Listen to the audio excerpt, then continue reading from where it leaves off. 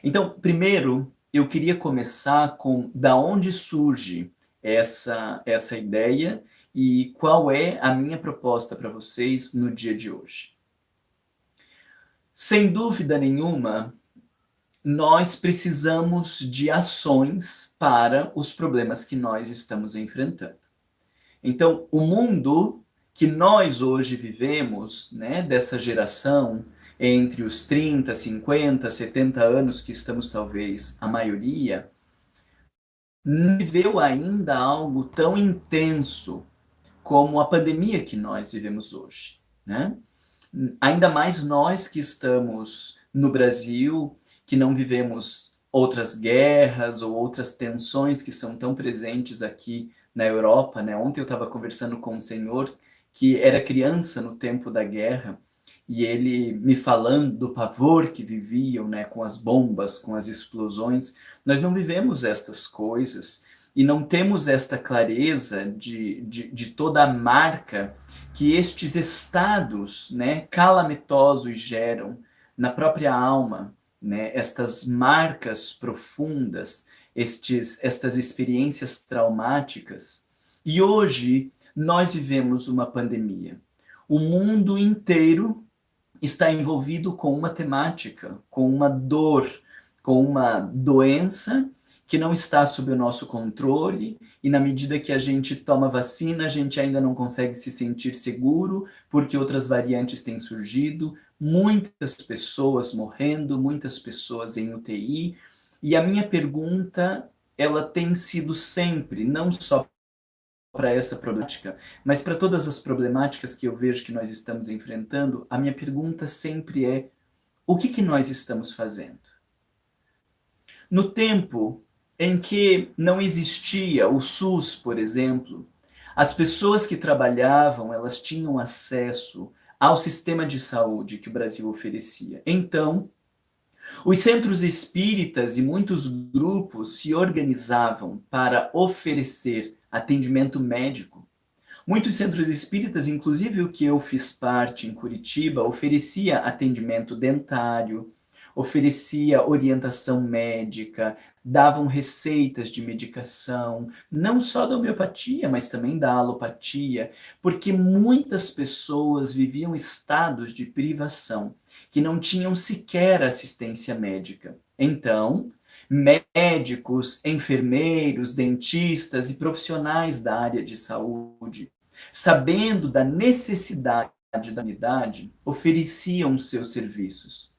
Mas depois que o SUS se organiza no país, embora com todas as complicações e dificuldades, hoje qualquer pessoa tem direito ao Sistema Único de Saúde e ela vai num posto de saúde e com mais ou com menos tempo ela vai ser vista por um médico, ela vai ser atendida de alguma forma, não estamos questionando eficácia, qualidade, nada disso, mas ela tem a quem recorrer. Então, esse tipo de serviço médico ele acabou deixando de ser oferecido porque ele começa a perder um tanto do seu sentido. A mesma coisa aconteceu com a estrutura de atendimento às pessoas com necessidades financeiras maiores, depois que se organiza o SUS, CRAS e outros aparelhos governamentais para oferecer suporte e orientação a pessoas com baixa renda. E aí nós tivemos o Bolsa Família, nós temos algumas ações do governo tentando oferecer um suporte mínimo, pessoas que podem pagar menos impostos, que têm acesso ao transporte público e várias outras situações tentando oferecer um suporte mínimo para estes indivíduos. Mas antes disso, nós tínhamos que dar cesta básica para as pessoas, porque elas não tinham, muitas vezes, o mínimo para sobreviver. Então, depois do advento, muito próximo do advento, dos serviços médicos oferecidos pelos centros espíritas, nós tínhamos os trabalhos de cesta básica, de sopa, de sanduíche, entregues a pessoas que viviam numa péssima qualidade de vida.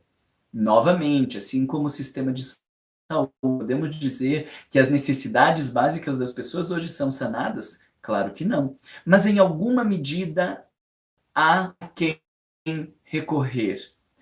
Há uma perspectiva. E muitos centros espíritas comércio. Eu vou lá e pego a cesta básica, mas eu vendo a minha cesta básica no para conseguir. Eu pegava a cesta básica e trocava por bebida, trocava pelo cigarro, trocava por outras coisas, porque aquela cesta básica ela já não servia mais para atender as necessidades básicas e emergenciais de algumas famílias que já tinham outros suportes e médico, que em outro tempo foi da alimentação, o movimento espírita começa a discutir a promoção social e não mais a assistência básica pura e simplesmente porque as pessoas já não estavam tão desgraçada e desesperadamente necessitadas daquele mínimo e básico para a sua sobrevivência. E aí, o espírita começa a discutir a promoção social, fazer discussões e ter ações específicas que ajudem as pessoas a se desenvolver mais do que simplesmente encontrar o mínimo para a sua sobrevivência. O que eu quero mostrar com esta reflexão?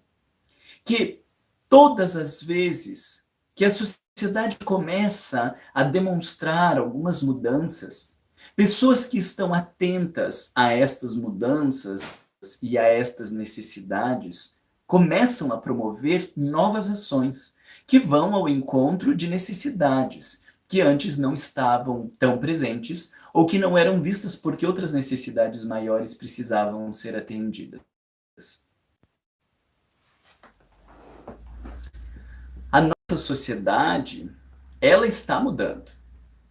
E nós estamos vivendo uma grande mudança nunca antes pensada ou planejada, com necessidades ostensivas.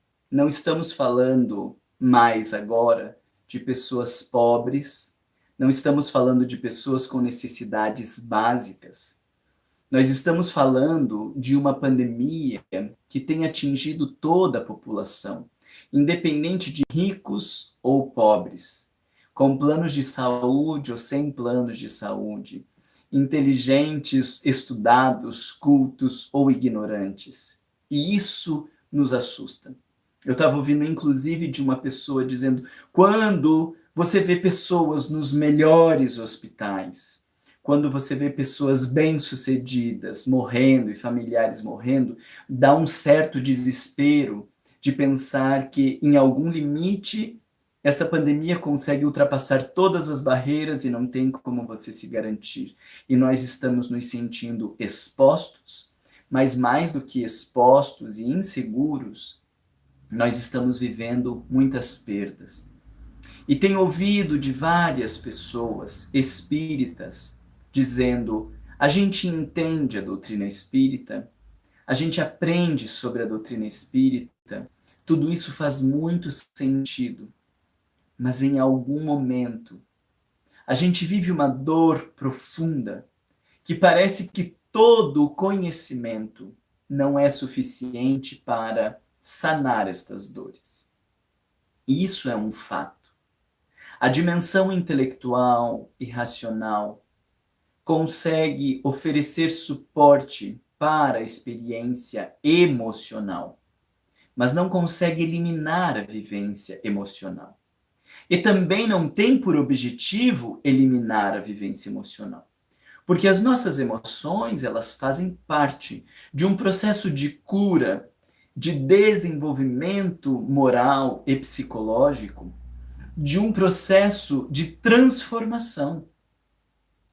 Mas se nós não entendemos bem esta lógica entre entre o diálogo entre o emocional e o racional, nós não conseguimos, inclusive, viver de maneira saudável o luto, viver a experiência da perda de modo saudável para crescer com esta experiência, se transformar com esta experiência e avançar em termos de desenvolvimento moral. Então, com isso, eu trago para vocês a proposta de pensarmos algumas ações específicas, aonde a gente pudesse refletir, talvez, a necessidade de grupos de apoio a pessoas que estão sobrevivendo ao luto trazido, né, das experiências trazidas pelo Covid, de pessoas que estão instáveis e em grande nível de ansiedade e de sofrimento, porque têm familiares internados ou hospitalizados em UTIs, às vezes sem perspectivas, às vezes até atrapalhando o processo de desligamento destes familiares. Nós temos muito conteúdo na doutrina espírita para ajudar estas pessoas, para nos ajudar a vivermos esta experiência. Mas, infelizmente, alguns de nós ainda estamos presos a uma estrutura de centro espírita que atende a uma dimensão intelectual de forma muito bem organizada, mas que não atende a demandas emocionais, a conflitos psicológicos que as pessoas estão vivendo, e em especial nos tempos de pandemia. Então nós temos uma recepção bem organizada, nós temos o atendimento fraterno como um diálogo e uma orientação para as pessoas, nós temos a palestra semanalmente, alguns centros espíritas já têm os temas das palestras prontas até o final do ano, nós temos os programas de grupos de estudo, com começo, meio e fim, trazendo fundamentos doutrinários do simples para o complexo, nós temos evangelização para as crianças, para os adolescentes, nós temos uma estrutura que quando o sujeito chega dizendo eu quero entender a doutrina espírita, eu quero entender sobre esse tema ou sobre aquele tema, existe uma estrutura que vai ao encontro da necessidade dessas pessoas. Mas quando nós estamos falando de dores emocionais, quando nós estamos falando do luto, da depressão, da ansiedade, por vezes até dos processos obsessivos, muitos centros espíritas não estão preparados para oferecer o suporte que as pessoas precisam. E em se tratando da dimensão pessoal, nós também podemos afirmar que muitos centros espíritas não estão preparados para oferecer esse tipo de... Muitas pessoas, desculpa, não estão preparadas para oferecer esse tipo de suporte. Então você tem um familiar, você tem um amigo que está vivendo uma perda, passando por uma dor, e muitas vezes nós queremos que as pessoas não sintam a dor. Com palavras prontas de tenha fé, vamos orar, acredita em Deus, cada um passa pelo que precisa passar. Frases prontas e que por serem prontas estão destituídas de sentimento, de empatia, de zelo com o sofrimento do outro e muitas vezes constrangem mais do que consolam. Porque quando alguém me diz, vamos orar, vamos pensar em Deus, não se deixa abater, mantém os pensamentos elevados, o que pode acontecer dentro de alguns de nós é perceber que o nosso sofrimento e que a nossa dor não tem espaço nesta relação. E a tendência de nós que vamos então vivendo estas dores e estes constrangimentos é de não falarmos mais com esta pessoa ou com aquela pessoa. E neste movimento, muitos de nós vamos nos ilhando com medo do que os outros vão pensar de nós.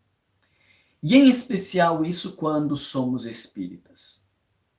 Esta fantasia de lidar com o sofrimento sem ser afetado por ele. Essa loucura que nós fomos criando de ter que ser fortes e bem resolvidos o tempo inteiro, e de que uma pessoa madura é uma pessoa que não chora, é uma pessoa que não sofre, é uma pessoa que não sente. Esta fantasia, ela está desconectada da doutrina espírita, do seu elemento essencialmente consolador. Então, eu tenho ouvido algumas pessoas, são trabalhadores de centros espíritas, trabalhadores alguns bastante atuantes, que me dizem: Marlon, agora eu consigo entender um pouco mais sobre a lógica da depressão, sobre o vazio emocional e existencial que às vezes a gente vive. Porque de repente você perde o chão, você perde as referências e parece que tudo que você sabe se esvai por algum tempo. E você não sente direito aonde se segurar. E sente um buraco dentro do peito, um vazio, uma vontade de ficar chorando, de não levantar da cama.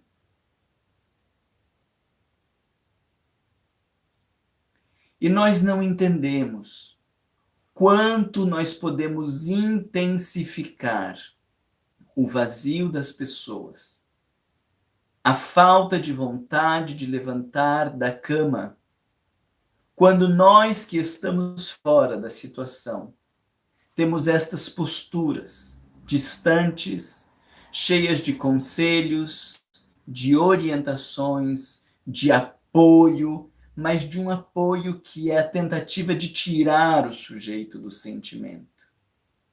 Que ele não sinta mais o que ele está sentindo, que ele não viva mais o que ele está vivendo. Mas como não é possível tirar isso, como não é possível não sentir isso, estas pessoas tendem a ir se afastando do mundo, tendem a ir se afastando das relações. E incrivelmente de forma oposta, quando você pode falar mais livremente da sua dor, quando você pode falar mais livremente do seu sofrimento, daquilo que vai na tua alma, sem se sentir avaliado, julgado ou condenado, muitas vezes nós queremos falar mais. E eu ouço inclusive algumas pessoas dizendo: ai, desculpa de estar falando de volta do mesmo assunto, parece que eu sou um disco rachado, porque eu estou falando só da mesma coisa. E eu noto então o preconceito destas pessoas, meus amigos, o preconceito que eles mesmos têm de falar uma, duas, três, cinco vezes da mesma situação, do seu drama, da sua dor. Mas a psicologia veio nos explicar que este movimento aparentemente repetitivo de falar da nossa dor, dos nossos dramas, das nossas dificuldades, ele não é necessariamente uma mera repetição, muito menos um problema.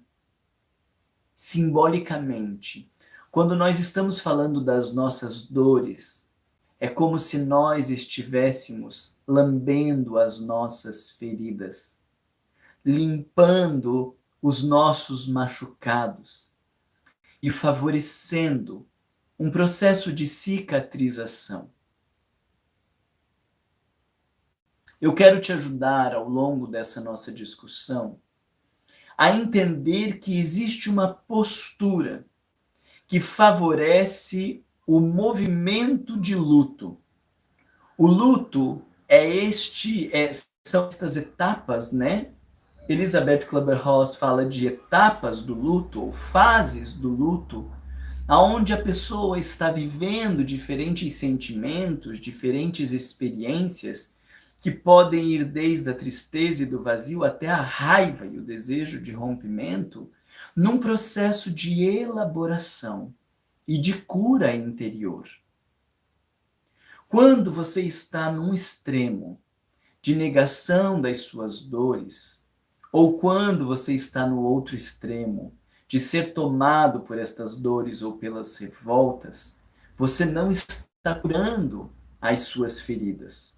O mesmo serve para alguém que está de fora tentando auxiliar as pessoas. Quando você está cheio de conselhos, quando você está cheio de orientações, quando você está cheio de explicações, ou no outro extremo, quando você nega estes acontecimentos, nega aquela experiência, você não está ajudando o indivíduo a curar as suas feridas. Existe um espaço aqui no meio, que não é nem da negação dos eventos e dos sentimentos, e nem da tentativa de salvação destes sentimentos. É uma forma de aprender a estar com os sentimentos. Viver estes sentimentos, falando, experienciando, sentindo e refletindo sobre estes sentimentos. Como alguém guarda este símbolo, alguém que está aprendendo a lamber as próprias feridas, num processo de cura, num processo de tratamento, num processo de cuidado da sua alma. E o meu objetivo é que a gente consiga discutir sobre esta forma de nos relacionarmos com as nossas dores, mas acima disso, eu quero propor para vocês a criação de grupos aonde a gente possa oferecer um espaço de diálogo com pessoas que estão vivendo o luto, em especial pelo Covid. Esta experiência que tem sido traumática para muitos, não poder visitar o familiar no hospital, pela distância que nós já estávamos por conta dos distanciamentos, né, o lockdown, muitas vezes alguns familiares já não se viam há certo tempo. Não podem se ver agora quando um está hospitalizado. Não tem a oportunidade daquele funeral, daquele velório, como se vivia, que você tem um tempo maior para processar as informações, encontrando todo mundo, os familiares, e aí no funeral a gente podia conversar um pouco mais, encontra com um, chora, fala com o outro. Também estávamos ali vivendo um processo de reorganização interna agora, também não estamos vivendo a experiência do velório, de ter esse tempo para organizar um pouco melhor os nossos sentimentos, as nossas emoções, aquela noite que era terrível, mas que ao mesmo tempo podia produzir uma transformação interna, dar tempo para organizar antes propriamente do enterro. E agora? Muitas pessoas não estão vivendo nada disso, com um caixão fechado, inclusive, nem aquela possibilidade, embora fosse simbólico, né, de pegar naquela mão, de acariciar aquele rosto, era só um corpo, mas tinha um efeito simbólico de um dizer tchau, que não está sendo vivido da mesma forma hoje. Então, mais do que nunca, eu vejo a necessidade de fazermos grupos de apoio para pessoas que vivem a experiência da morte pelo Covid. Tem muitas experiências de morte que nós estamos vivendo, e eu acredito que os centros espíritas deveriam sim se organizar para oferecer maior suporte a todos que vivem a experiência de luto, porque o Espiritismo tem grandes contribuições para todos que vivem a experiência de luto. Porém, o Covid traz uma discussão mais profunda, porque é bem isso, né, que a Mônica escreveu aqui, o último adeus, ele fica sufocado. Gostei da tua palavra, Mônica. O último adeus fica sufocado. Mais do que nunca, as pessoas precisam falar. E então, a gente visitava no outro dia, a gente estava lá na casa, né? Se eu não me engano, os judeus têm alguns judeus têm essa política, essa postura, né? De passar a semana com um familiar, não deixá-lo sozinho, leva comida, tá junto, limpa a casa, ajuda, arruma. Nem isso muitas vezes nós estamos vivendo. Então, nós estamos olhando para pessoas que estão em um sofrimento muito maior do que uma simples perda de um ente querido. Uma situação muito mais complexa do que a perda de um ente querido. Nós estamos vendo pessoas que dia e noite, um número de pessoas que dia e noite cresce num estado de dor e de sofrimento, que consequentemente ampliam os números de depressão, de ansiedade, de insônia, de suicídio. E depois muitos de nós espíritas vamos para os grupos mediúnicos para querer auxiliar as pessoas que morreram pelas drogas, pelo álcool, pelo suicídio, pelos processos depressivos. Mas há muito que fazermos agora. Há muitas pessoas precisando de ajuda agora, para que não se agravem em quadros de transtornos mentais que precisarão de uma ajuda de um grupo mediúnico depois. Nós precisamos de um número muito maior de pessoas que se disponibilizem a abrir as portas do seu coração e criar um espaço para que outras pessoas possam adentrar. Um espaço seguro e confortável para poder lamber as suas feridas. Um espaço seguro e respeitoso para que possam expressar as suas dores e ter ali parte de um processo de cicatrização dos seus ferimentos. Quando Jesus diz: toda vez que derdes de comer a um destes pequeninos, é a mim que estais dando de comer. Esta frase precisa nos tocar de maneira profunda.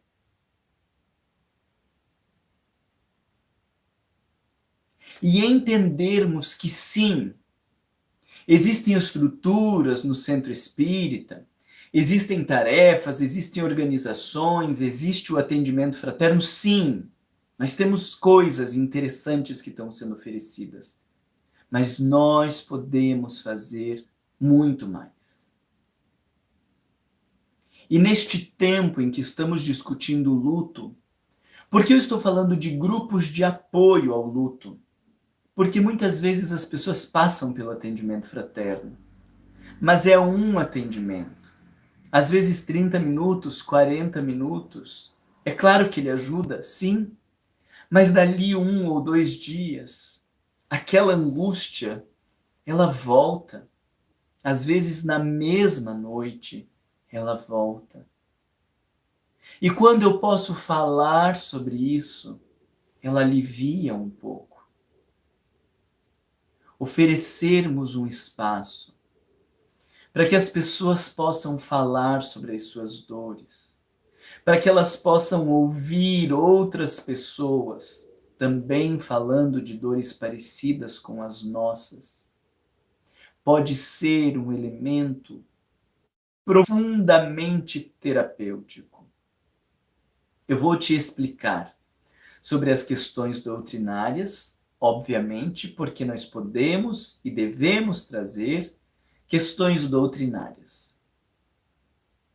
Mas a questão doutrinária, ela é o acender de uma luz para proporcionar uma reflexão dentro deste movimento do lamber as nossas feridas. Não estou propondo um grupo de estudo sobre o luto. Palestras sobre o luto. PowerPoint sobre o luto. Se você está aferrado às tarefas do centro espírita que já existem e não acha que pode modificar ou criar algo novo ou diferente, então pense num atendimento fraterno em grupo, com a mesma estrutura de poder ouvir as pessoas, ouvir as suas dores, as suas demandas e trazer ao final o elemento doutrinário que possa ampliar o seu entendimento a respeito das suas situações. E aí, talvez fique mais fácil de você pensar na implantação desse tipo de tarefa. Mas em alguns momentos eu tenho uma vontade de ser muito radical. Nem existe muito radical, né? Eu tenho vontade de ser radical e dizer: não se prenda à estrutura do centro espírita. Mais do que qualquer estrutura de qualquer instituição, esteja comprometido com a dor e com o sofrimento ali. Esteja comprometido com o Cristo que chora e que precisa de acolhimento. Esteja comprometido em materializar as mãos e as palavras do Cristo para consolar estas pessoas. Não dá mais para nós dizermos: ah, mas lá no centro que eu faço parte, eles não querem. Não dá mais para nós dizermos: ah, eu até queria mais. Não dá. Porque hoje nós temos a internet, nós temos a possibilidade de reunir as pessoas aonde quisermos, no momento que nós quisermos, de qualquer parte do mundo, de qualquer forma, sem precisar pagar nada. Você não precisa nem ter uma sala física, você precisa apenas de um aparelho e de uma internet. Não há como você continuar justificando que não é possível acolher o coração das pessoas que estão sofrendo. Não há mais espaço para desculpas, camuflando a nossa indiferença. Allan Kardec já havia falado sobre isso em O Livro dos Espíritos. O egoísmo é a maior chaga da humanidade. E nós, porque estamos preocupados muitas vezes com o movimento espírita, com o centro espírita, com estruturas ou com status, camuflamos o nosso egoísmo e nos mantemos intocáveis frente ao mundo que padece. Não há mais desculpas para isso. Cada um de nós, com o mínimo de noções a respeito do luto, com o mínimo de noções a respeito da doutrina espírita e o mínimo de noções a respeito de grupos,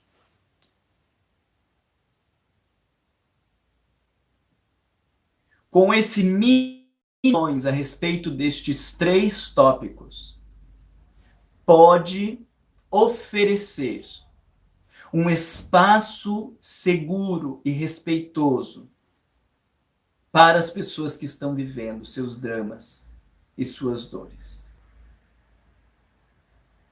Então, nesse dia de hoje, depois desta introdução, eu queria justamente te oferecer um pouco de cada uma destas noções. Sobre luto, sobre doutrina espírita e sobre grupos. Para te oferecer um background, para te oferecer um suporte mínimo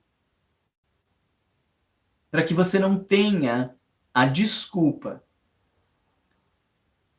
de manter-se no seu lugar confortável frente às dores das pessoas. Então eu vou te propor o seguinte: nós já temos aí um tempo significativo de 40 minutos. Então eu vou te propor o seguinte: nós vamos interromper este vídeo e eu vou começar um novo vídeo logo em 5 minutos, né? O tempo só de eu dar uma olhada nas perguntas, nas questões que vocês colocaram. Em 5 minutos nós vamos começar um novo vídeo trabalhando princípios para oferecer um grupo de apoio, começando pela perspectiva do luto, tá? Vamos começar discutindo o luto. Aí provavelmente a gente dá uma paradinha de 5 ou 10 minutos e depois começa um outro com a perspectiva dos grupos, para você entender estes 2 temas e conseguir perceber aonde entra a doutrina espírita nesta lógica. Se você precisa de um pouco mais de suporte em termos do diálogo e em termos de como enxergar o conteúdo doutrinário, eu tenho já uma série de vídeos nesse canal sobre o atendimento fraterno. Então, eu não vou me debruçar mais tempo em te explicar como extrair o conteúdo doutrinário da discussão, da conversa com as pessoas, porque isso já está escrito no livro Diálogo Fraterno, Ética e Técnica, publicada pela Federação Espírita do Estado de Goiás. Nós já temos esse livro também publicado em e-book, você pode comprar ele na Amazon se você não está no Brasil ou se tem uma dificuldade maior de adquirir. Lá existe a técnica de como fazer a extração do conteúdo doutrinário e quais conteúdos doutrinários são importantes de serem trazidos e em que momento.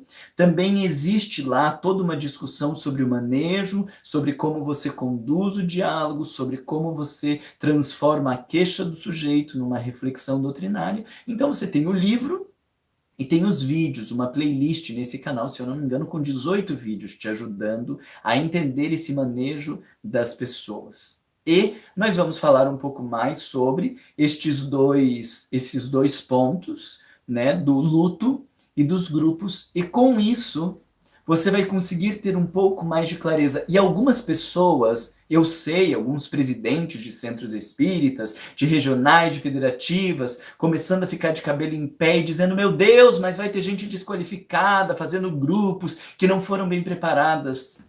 Mas a minha fala é: não dá tempo.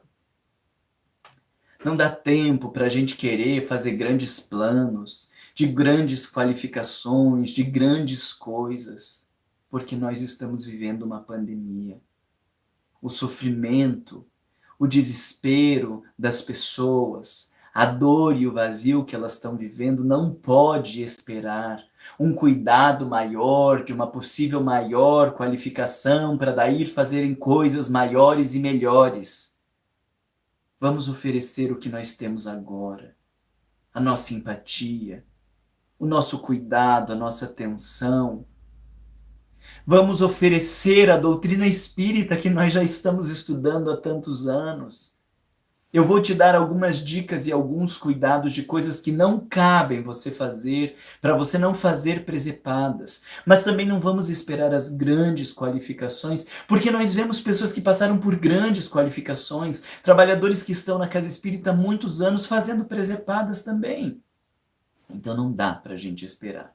Nós precisamos fazer coisas mais pontuais agora para as pessoas que estão sofrendo. Se você está disposto a entrar nesta viagem comigo, a pensar alguns elementos de como construir melhor esse trabalho, para começar ações práticas e seguras, nós já vamos começar um novo vídeo para que você possa assistir, tirar suas dúvidas, nós irmos debatendo, eu te dar algumas dicas do que não fazer, para que logo em seguida a gente comece a caminhar mais em direção à dor e ao sofrimento das pessoas que estão vivendo a experiência do Covid, tá bom? Então, 5 minutinhos. Eu vou desligar agora esse vídeo e nós já começamos o próximo para aprofundar as nossas discussões sobre o luto e manejo de grupos. Até lá!